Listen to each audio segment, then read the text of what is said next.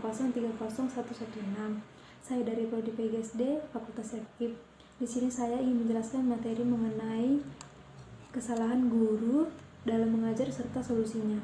Nah, yang pertama itu tidak ada persiapan ketika mengajar. Solusi yang saya ambil yaitu buatlah persiapan yang matang sebelum kita mulai mengajar di dalam kelas. Nah, yang kedua itu memaksa peserta didik harus bisa memahami materi yang kita ajarkan.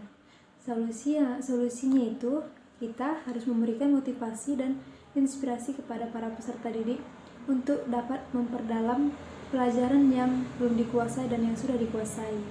Nah, jika kita memaksa anak didik agar dia bisa memahami materi yang kita bawa, memaksakan anak didik untuk memahami materi yang kita ajarkan.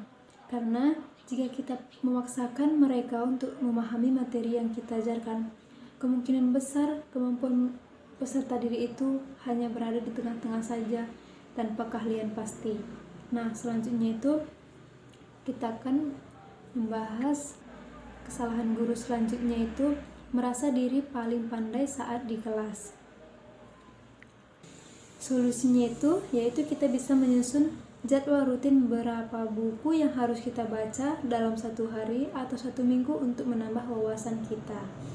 Nah, selanjutnya itu tidak peka dengan perilaku peserta didik yang membanggakan ketika sedang belajar.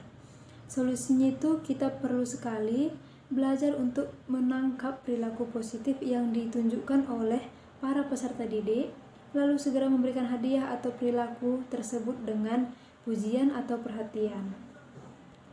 Selanjutnya itu mengabaikan perbedaan peserta didik. Nah, solusinya di sini kita harus memahami ciri-ciri peserta didik yang harus dikembangkan dan yang harus diarahkan kembali. Nah, selanjutnya memperlakukan peserta didik secara tidak adil. Solusinya yang saya ambil itu perhatian menyeluruh dan penuh secara rasa cinta pada setiap peserta didik harus selalu ditumbuh kembangkan pada diri seorang guru untuk mengatasi ketidakadilan tersebut. Nah, selanjutnya itu tidak sadar memberikan contoh tindakan kurang tepat pada peserta didik.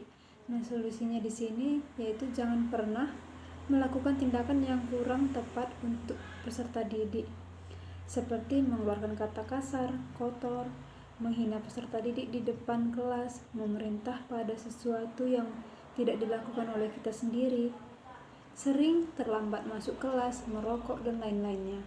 Nah, itulah materi yang saya sampaikan hari ini.